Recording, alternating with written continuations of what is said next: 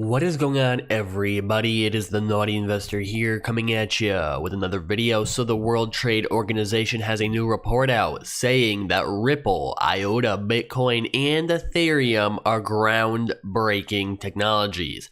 In its new 236-page report, World Trade Report 2018, The Future of World Trade, How Digital Technologies Are Transforming Global Commerce. Wow, that is a mouthful. The World Trade Organization mentions several cryptocurrencies. Ripple, IOTA, Bitcoin, and Ethereum are presented in the report as pioneering technologies. The entire blockchain technology in Ripple in particular can have dramatic and disruptive effects on the global financial system, according to the World Trade Organization. The report highlights Ripple as a company that could radically change the way banks around the world move money. While the cryptocurrency XRP is not explicitly mentioned, out of context, one can interpret XRP as the bridge currency mentioned in the report. Quote, Ripple has ambitions to circumvent the correspondent banking model through its distributed ledger platform.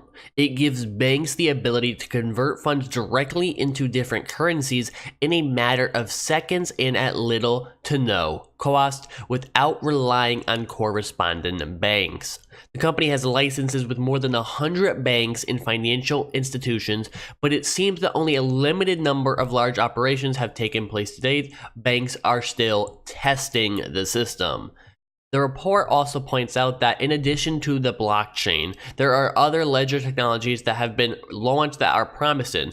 In particular, the World Trade Organization describes IOTA. Quote, blockchain is the most well-known distributed ledger technology, DLT, but an increasing number of other models are being developed that, like blockchain, are distributed and use various cryptographic techniques, but that are moving away from the concept of blocks, or even from both the concepts of blocks and chains. One example of this is IOTA, a cryptocurrency for machine-to-machine communication in which each transaction is linked to previous transactions as part of the validation process to form a triangle rather than a chain.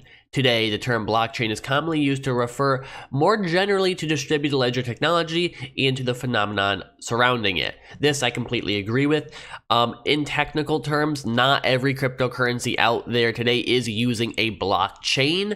If you look at something like Nano, that is using something a little bit different. However, I'm not against using blockchain as a general technical term, even though DLT is the more proper term. It is kind of just a misnomer. It is something that is just said.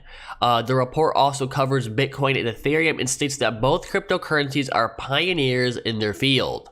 At the same time, the World Trade Organization points to the future challenges that still exist for them to be able to compete with Visa. They went to compare current capacity Bitcoin network with Visa's 2,000 to 56,000 transactions per second. Although the report doesn't mention anything new for seasoned crypto investors, it does show a clear rise in interest in cryptocurrencies and blockchain in general. Organizations like WTO are cornerstones of traditional systems, and big financial institutions surely take notice of the reports, which give further credibility to blockchain and crypto tech. This article was really good, and I wanted to put it on the channel for a lot of reasons. And I like all the coins they mentioned, all the currencies they mentioned. I own XRP, I own IOTA, I own Bitcoin, I own Ethereum. All these coins represent something different, right? So each coin has its own place in the financial world. You could own all these coins and they all could be winners. I don't think every coin on the market is going to be a winner. I think a lot of them will be losers. But these coins in particular, I'm very bullish on long term. Now, this is a trend we're going to continue seeing where we have big organizations, big financial institutions starting to take interest in cryptocurrency. A lot of people talk about the institutional money, and yes, that is starting to leak in, but things happen gradually. You can't rush things. Things don't just happen instantly. Sometimes it takes years for things to really develop and take over.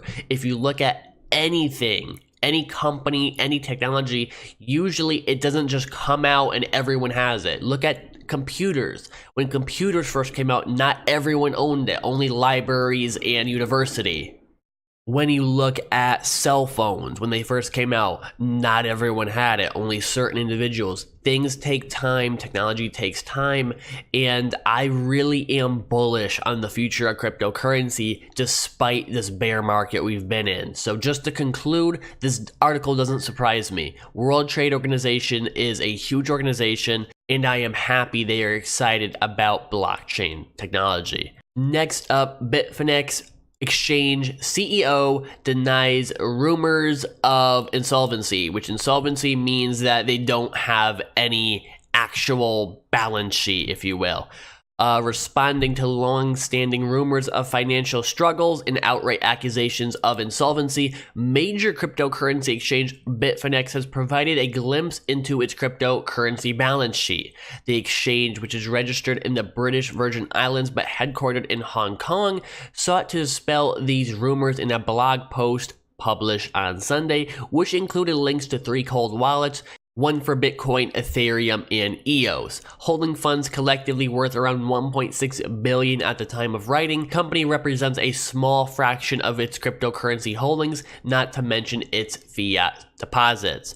Though not named directly in the post, the trigger for Bitfinex's decision to disclose its cryptocurrency's holdings appears to have been a lengthy Medium post published on October 6 by a pseudonymous user named Proof of Research. That post, which was widely circulated on social media, claimed that Bitfinex users were experiencing major fiat and cryptocurrency withdrawal issues, likely indicating that the platform is no longer solvent. So what that would indicate is that they spent their users' crypto or sold it, and they don't have anything to withdraw. It's just numbers on a screen.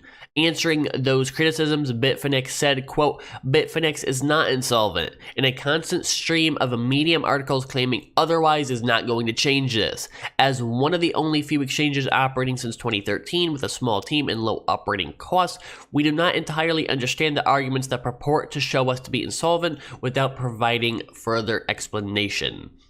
Now, I don't use Bitfinex. I know people who do. They have okay, reviews when it comes to their users, I guess, reviews of them. I don't know if they're insolvent. I think you need a little bit more evidence than just, there's withdrawal issues, because that could just be a technical matter.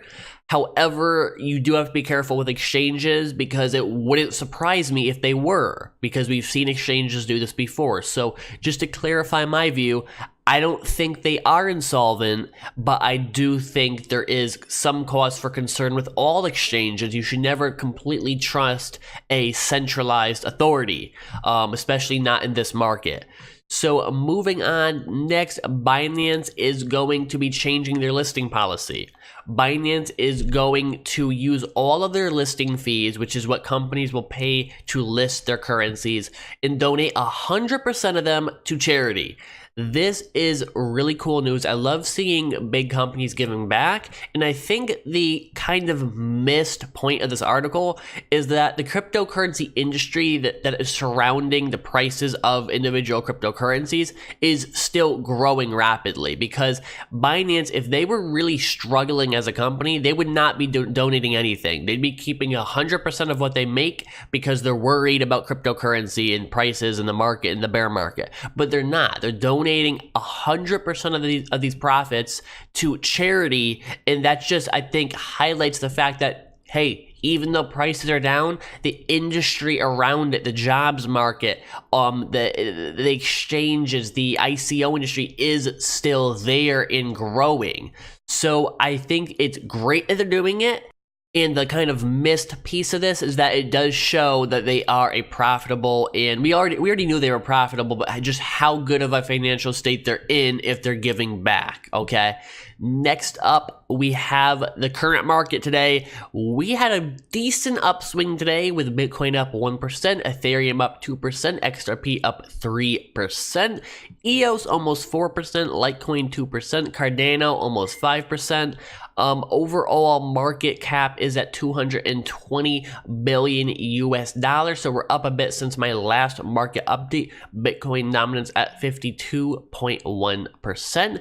If we go to the largest gains today, we have Maker and Cybermiles up the most with 20% and 16% respectively, and then Noah Coin at 15%, almost 16%. Overall market, again guys, is looking positive today. I hope we can continue this. Only time will tell. If you enjoyed this video, make sure you leave a like, subscribe, share it, and I will catch you in the next one. Have a great day.